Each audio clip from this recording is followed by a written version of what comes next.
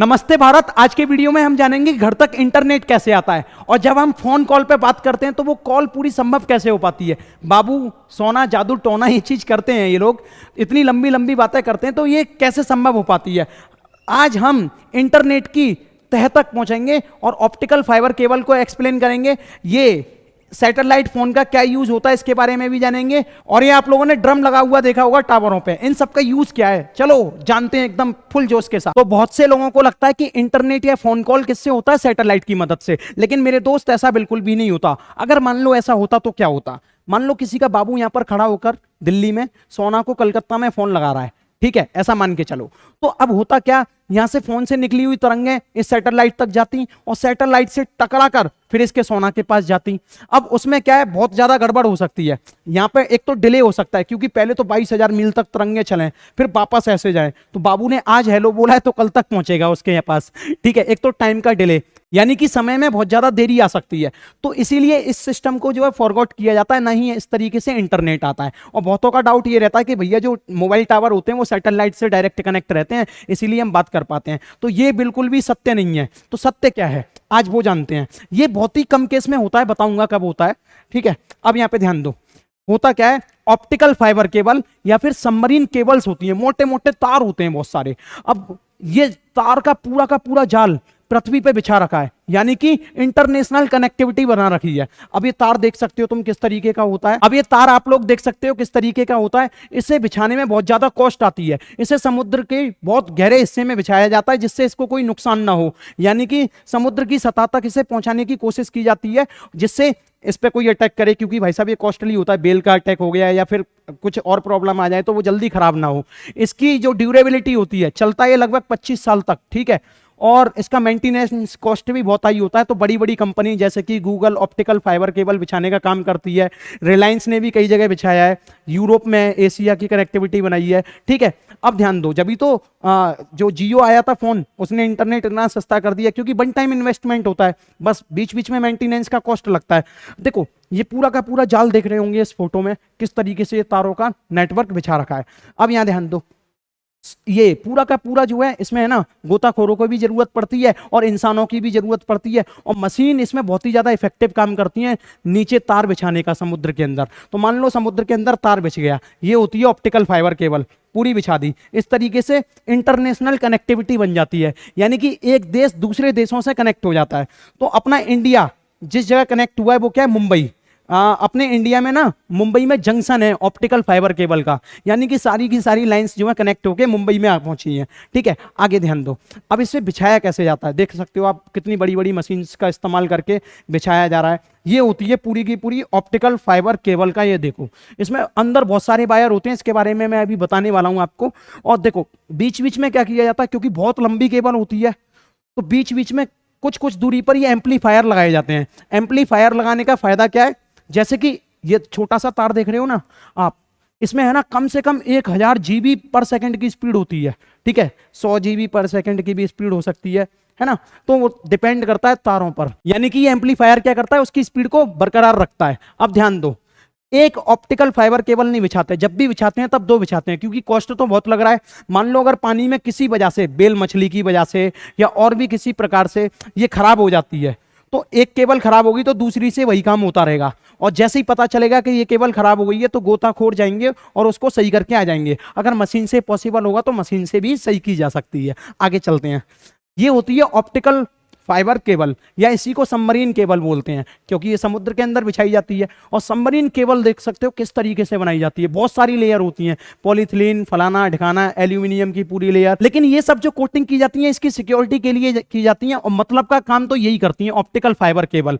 Optical fibre cable में क्या होता है भाई साहब, ये टोटल इंटरनल रिफ्लेक्शन पर काम करती हैं, ठीक है। यानी कि इसमें लाइट की स्पीड से तरंगे जाती हैं ऐसे ऐसे झक झक झक झक झक करके, इन्हीं की मदद से इंटरनेट पहुंचाया जाता है। लगभग 1000 GB पर सेकंड की स्पीड, कभी पहले तो 100 GB पर सेकंड की स्पीड थी, अब बढ़ा रहे हैं, ठीक है, क्योंकि 4G और 5G का जमाना आ गया है तो टेक्नोलॉजी को थोड़ा एडवांस बना रहे हैं, ठीक है। तो ये तो आपको समझ में आ गया कि इंटरनेट की केबल कैसी होती हैं। अब हम समझते हैं पहले के मोबाइल फोन जो होते हैं उनसे हम बात कैसे करते हैं, और ये टावर में ये बाजा क्यों होता है ये भी समझते हैं, ड्रम टाइप का, ठीक है। चलो देखते हैं, ये आप सब टावर देख रहे हो, इन टावर्स को लगाने का भी बहुत कॉस्ट आता है। होता क्या है, मैं पूरी सिचुएशन बता रहा हूं। जैसे कि टीयर 1 कंपनी होती हैं, टीयर 1 कंपनी क्या करती हैं, ये ऑप्टिकल फाइबर केबल को बिछाती हैं, जैसे कि मैंने बता दिया रिलायंस हो गई, गूगल हो गई, ऑरेंज हो गई, इस तरीके से। अब इसके बाद ये इंटरनेशनल कनेक्टिविटी तो हो गई, अब जब ये भारत में आ जाएंगी ना, तो भारत को क्या किया जाएगा, अब इन्हें जैसे कि राजस्थान को उससे कनेक्ट करना है, यूपी से, यूपी को मध्य प्रदेश से कनेक्ट करना है, तो इस लेवल के लिए काम करती है टीयर 2 कंपनी।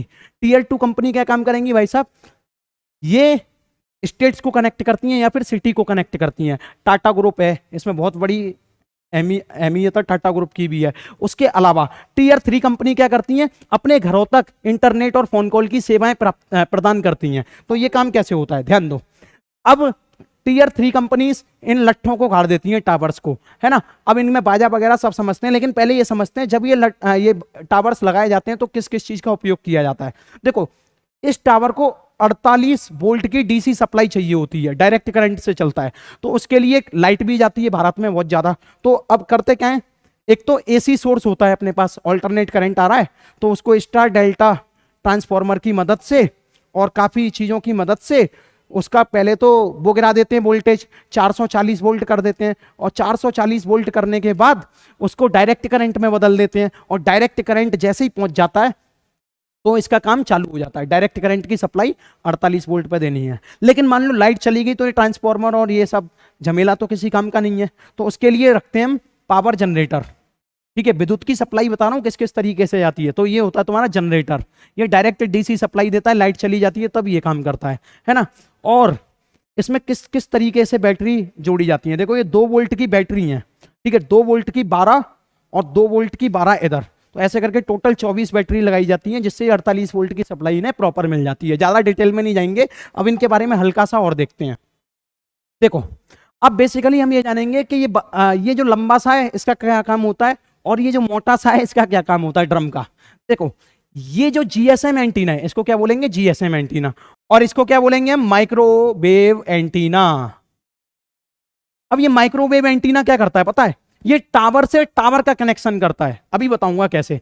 एक टावर से दूसरे टावर का कनेक्शन ये करेगा। अब एक कंपनी क्या करती है, अपना माइक्रोवेव एंटीना लगा गई, अब टावर तो लगी गया तो दूसरी भी अपना चिपका जाती है, जिससे खर्चा बच जाता है, किराया देना पड़ता है, सो दे देती होगी वो जिसने टावर लगाया है उसको, ठीक है।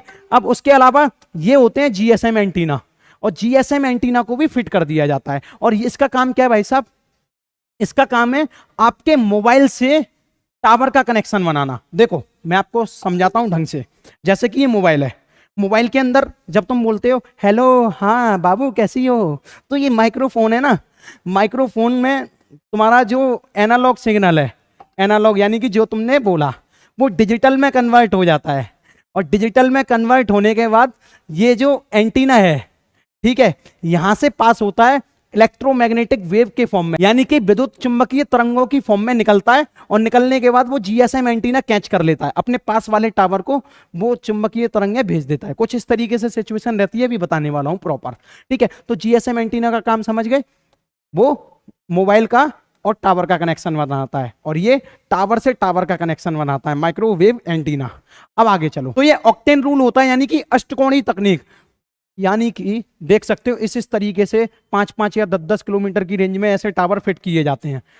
अब हम जानेंगे फोन से बात करने का पूरा प्रोसीजर। एक व्यक्ति जब दूसरे पर फोन करता है तो वो कैसे कैसे बात कर पाता है, क्या क्या सिस्टम लगा रहता है, वो सारी चीजें जानते हैं। आप ध्यान दो, जब आप सिम खरीदने जाते हो और वो सिम जब फोन में लगाते हो तो आप अपना आधार कार्ड या वोटर आईडी कार्ड वगैरह देते हो, जिससे आपका नाम रजिस्टर्ड हो जाता है आपके नियरेस्ट मोबाइल स्विचिंग सेंटर में, एमएससी बोलते हैं इसको शॉर्ट में, मोबाइल स्विचिंग सेंटर में नियरेस्ट वाले में रजिस्टर हो जाता है।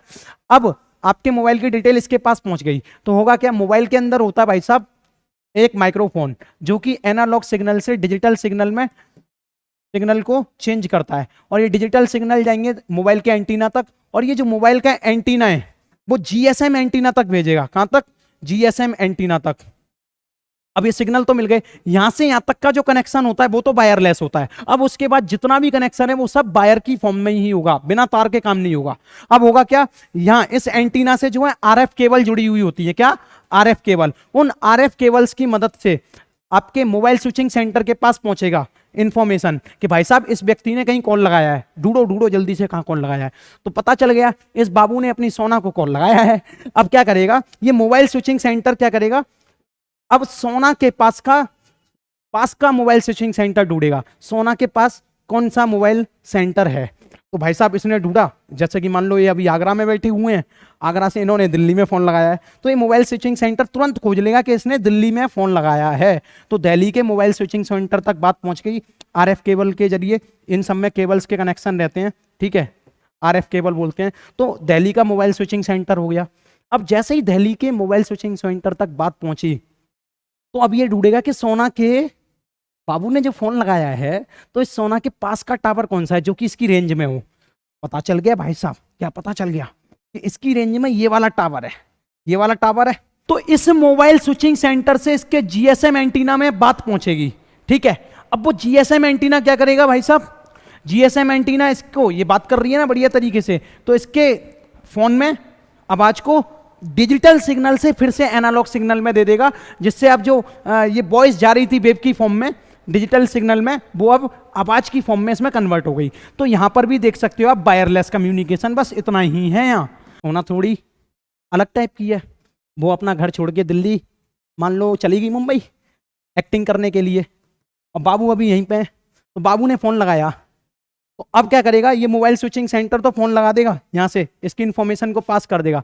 लेकिन अब तो ये दिल्ली में है ही नहीं, जबकि इनका मोबाइल रजिस्टर्ड कहाँ था, दिल्ली में। अब ये इंफॉर्मेशन देगा कि भाई साहब इनका फोन कहीं पहुंच चुका है। तो कहाँ पहुंच गया भाई साहब फोन, तो पता चला कि अब ये मुंबई में पहुंच गई हैं। तो अब यहां से क्या जाएगा, मुंबई के मोबाइल स्विचिंग सेंटर तक बात पहुंचेगी। इसको बोलते हैं फॉरेन स्विचिंग सेंटर बोलते हैं, ठीक है, टेक्निकल भाषा में। यानी कि अब वो अपनी लोकेशन पे नहीं है, लोकेशन उसने चेंज कर दी है, तो वो फॉरेन स्विचिंग सेंटर तक पहुंचेगा। फिर बाबू को आसपास के टावर को खोजेगा, और टावर के माइक्रोवेव को खोज के फिर बाबू के फोन तक ये बात पहुंच जाएगी। तो इतनी लंबा प्रोसीजर कितने छोटे से टाइम में हो जाता है। आप लोग जब फोन लगाते हो थोड़ी सी देर तक टू टू की आवाज आती है ना, उसी टू टू की आवाज में ये प्रोसीजर कंप्लीट हो जाता है। तो समझ रहे हो ना आप, तो यही पूरा का पूरा प्रोसीजर है। क्योंकि इसके अंदर जो वेव्स जाती हैं वो लगभग लाइट की स्पीड से जाती हैं। लाइट की स्पीड कितनी होती है, 3 लाख किलोमीटर पर सेकंड। तो इतनी रफ्तार से ये सारी बातें तुम्हारी पहुंचती हैं, डिजिटल सिग्नल्स में पहुंचती हैं, और वो सिग्नल्स में पहुंचने के बाद फिर यहाँ पे एनालॉग यानी कि आवाज के फॉर्म में आ जाती है, ठीक है। तो पूरी की पूरी बात सिग्नल्स के फॉर्म में ऐसे ट्रांसफर होती है। ये मोबाइल का केस था। आगे चलते हैं, अब हम देखेंगे इंटरनेट घर तक कैसे पहुंचता है। मेन इंपॉर्टेंट टास्क, इंटरनेट बड़ी बवाल चीज है, ऑप्टिकल फाइबर केबल का ही इस्तेमाल होता है ना। अब हम जानते हैं, जैसे कि आप लोगों को लग रहा होगा कि भाई साहब ये अपना मोबाइल है, यहां से इंटरनेट आता है टावर से या राउटर से, काम खत्म। ऐसा नहीं है, बहुत लंबा है, बहुत लंबा जाल है। जाल कुछ ऐसा है कि जैसे कि मानो ऑप्टिकल फाइबर केबल आपके इंडिया तक कनेक्ट है, इंडिया से फिर आपकी स्टेट तक, स्टेट से आपकी सिटी तक, सिटी से फिर वो जो तुम्हारा इंटरनेट प्रोवाइडर है, जो इंटरनेट प्रोवाइड करता है, आपका इंटरनेट प्रदाता है, हिंदी में यही बोलते हैं ना, इंटरनेट प्रोवाइड सर्विसेज जो है, वो आपको ये सारी सुविधाएं प्रदान करती हैं। अब पूरा ये प्रोसीजर तो समझ गए कि ऑप्टिकल फाइबर केबल की गलियों से ये सारी चीजें आती हैं, ठीक है। ऑप्टिकल फाइबर केबल काम कैसे करती है, देखो जैसे आपका घर है, मान लो अमेरिका से लैला के यहाँ से मजनू के पास रसिया में मान लो एक लव लेटर पहुंचाना है, तो क्या करेगा डाकिया, पहले भाई साहब रसिया नहीं, रसिया दूर हो जाएगा, इंडिया मान लो, और इंडिया में कहाँ पे है वो, हरियाणा के हिसार जिले में, हिसार में भी एक चामुंडा गांव में छुपा हुआ है मजनू, है ना। तो पहले क्या आएगा, अमेरिका से इंडिया आएगा लेटर, इंडिया से हरियाणा आएगा, हरियाणा से हिसार पहुंचेगा, हिसार से चामुंडा गांव में पहुंचेगा। हालांकि मुझे नहीं पता चामुंडा गांव है भी कि नहीं, ठीक है। तो ये प्रोसीजर रहता है ना, क्योंकि उस पर पूरा का पूरा एड्रेस वगैरह सब पड़ा हुआ होता है लेटर पे। अब ध्यान दो, सेम ऐसे ही इंटरनेट का काम होता है। ऑप्टिकल फाइबर के जाल से आपकी इंफॉर्मेशन जाती है और फिर वापस आती है। कहां से, जैसे कि मानो ये गूगल डाटा सेंटर है जहां पे सारा का सारा डाटा स्टोर है, ठीक है, जो आप सर्च करते हो। अब ये गूगल डाटा सेंटर है, आपने क्या किया, आपने सर्च किया कुछ, लेकिन हाँ सर्च करने से पहले एक चीज बता दूं, ये जो पीले पेजेस की बुक है ना, इसको बोलते हैं डीएनएस सर्वर या डीएनएस की किताब, जिसपे क्या होता है, आईपी एड्रेस सबको पता है, आईपी एड्रेस होता है internet protocol address. IP address सबको असाइन कर दिए जाते हैं। अब आईपी एड्रेस तो नंबरों में होते हैं, 11 इस तरीके से होते हैं, देख रहे हो, ये तो हर किसी को याद नहीं होते। हर वेबसाइट का अपना एक आईपी एड्रेस होता है, और इंटरनेट प्रोवाइडर जो होता है, इंटरनेट प्रोवाइडर जो होता है वो हर किसी के फोन में अपना एक आईपी एड्रेस देता है, जो कि फोन का पता बताता है ना, इंटरनेट प्रोटोकॉल एड्रेस। ठीक है, अब यहाँ पे क्या होता है, जैसे कि ये मान लो आईपी एड्रेस है, तो ये तो याद नहीं है, ये google.com का आईपी एड्रेस है, आपको क्या याद है, google.com तुरंत याद हो जाता है, twitter.com तुरंत याद हो जाता है। लेकिन भाई साहब जब ये डाटा जाता है तो वो आईपी एड्रेस के फॉर्म में जाता है। होता क्या है, जब वेबसाइट में नाम असाइन करते हैं तो ICANN नाम की एक कंपनी है, वो है ना डोमेन नेम असाइन करती है और उसके आईपी एड्रेस भी देती है। तो आप तो नाम सर्च करते हो, लेकिन एक डीएनएस सर्वर नाम की बुक होती है पूरी की पूरी, जिसमें क्या है लिखा हुआ होता है कि भैया youtube.com का ये आईपी एड्रेस होगा। जैसे ही आपने youtube.com सर्च किया तो डीएनएस सर्वर में ये बात पहुंचेगी, वहां से आईपी एड्रेस कलेक्ट करेगी, और ये सीधे सीधे जैसे जैसे सीधे सीधे कहां जाएगी, ये गूगल डाटा सेंटर में, और जो आप इंफॉर्मेशन सर्च कर रहे हो वो उस डाटा सेंटर से कलेक्ट करेगी और वापस ऑप्टिकल फाइबर केबल की मदद से आपको दे देगी, है ना। दोबारा से यही बात ढंग से समझते हैं। आपने वो वाली डायरी देखी है फोन बुक, जिसमें हर व्यक्ति का नाम होता है और इधर नंबर होता है, सेम ऐसे ही इसमें डोमेन नेम और आईपी एड्रेस होते हैं डीएनएस सर्वर में। जो आप लोग सर्च करोगे वो यहाँ तक जाएगा, फिर गूगल डाटा सेंटर में ये सारी की सारी चीज़ें स्टोर होंगी, वहाँ से वापस आपके पास तक आती हैं। तो ये प्रोसीजर भी काफ़ी लंबा होता है, यहाँ पे देख सकते हो आप लोग। ठीक है, अब जैसे कि मान लो आप लोग मेरी वीडियो देख रहे हो, तो आप तक ये वीडियो कैसे पहुँच रही है, ये तो या तो आपके पास आ गई होगी। मान लो आप सर्च करते हो सनी भैया FIP, क्या सर्च कर रहे हो, सनी भैया FIP, या मेरा एक स्टार्टअप है फन इन पाठशाला, फन इन पाठशाला आपने सर्च किया, वहां मैं पढ़ाता भी हूँ। ठीक है, तो होगा क्या, यूट्यूब पे जैसे ही आप फन इन पाठशाला सर्च करोगे वो धड़ाधड़ ढूंढेगा कि फन इन पाठशाला का आईपी एड्रेस क्या है। ठीक है, और जैसे ही फन इन पाठशाला का डोमेन नेम तो पता ही है funinpathshala.com, आपने वो सर्च किया, आईपी एड्रेस खोजेगा, सीधे ये गूगल सेंटर पर, सर्वर सेंटर पर इसमें मेरी सारी चीजें स्टोर होंगी, और यहां से आपको जो भी जानकारी चाहिए वो वापस आपके फोन में आ जाएगी। और ये सब लाइट की स्पीड से हो रहा होता है ये काम। ठीक है, अमेरिका से डायरेक्ट आपके घर तक सारी चीजें आ जाती हैं। तो ये है भाई साहब इंटरनेट की शक्तियां।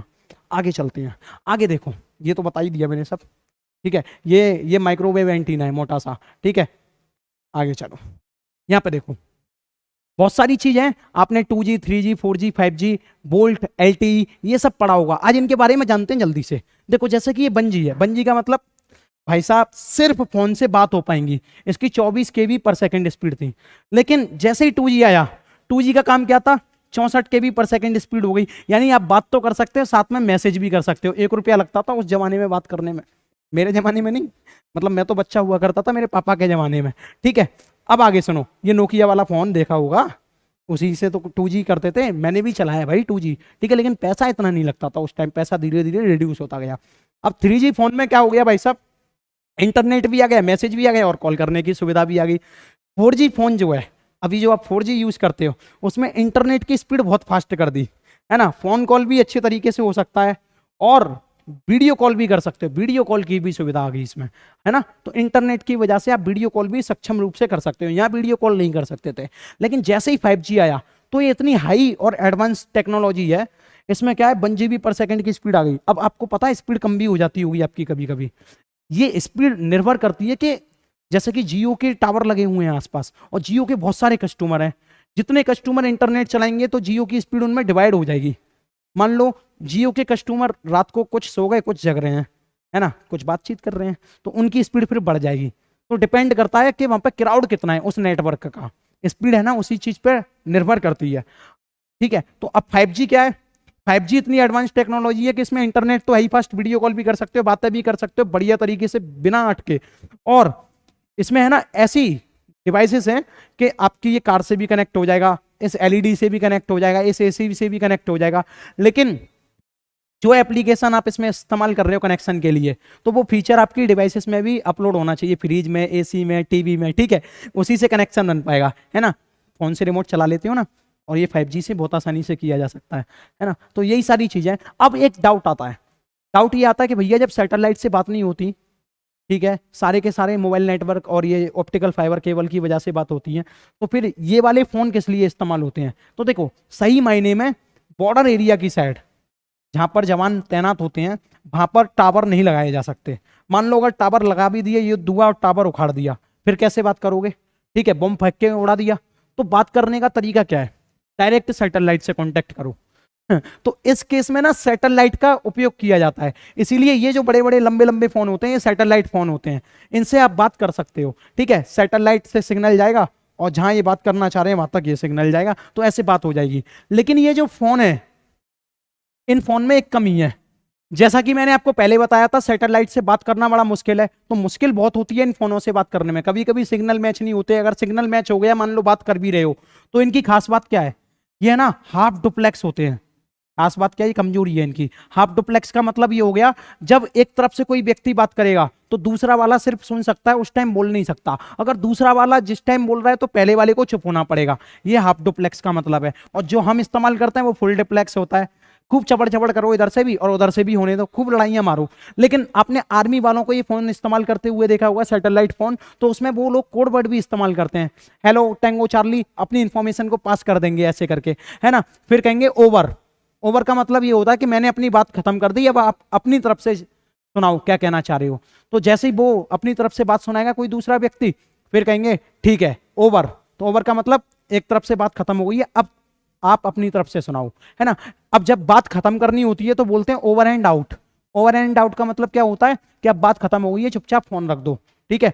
कभी कभी क्या होता है, मान लो सैटेलाइट से हो रहा है, यहां से आपने फोन लगाया किसी आर्मी पर्सन ने, और फोन लगाने के बाद बीच में ही किसी और व्यक्ति ने सिग्नल कैच कर लिया, तो कभी कभी आतंकवादी इस तरीके से खबरों को सुन भी लेते हैं, है ना। यहाँ से यही इसका डिसएडवांटेज है। तो ये जो फोन्स होते हैं वो हाफ डुप्लेक्स फोन होते हैं, काफ़ी प्रॉब्लम्स होती हैं, लेकिन उस जगह यही फ़ोन जो है कारगर होते हैं। अब लेकिन इनमें भी टेक्नोलॉजी एडवांस कर दी है। तो आज के लिए इतना ही। मुझे लगता है आपको ये चीज़ें बहुत अच्छे से पसंद आई होंगी।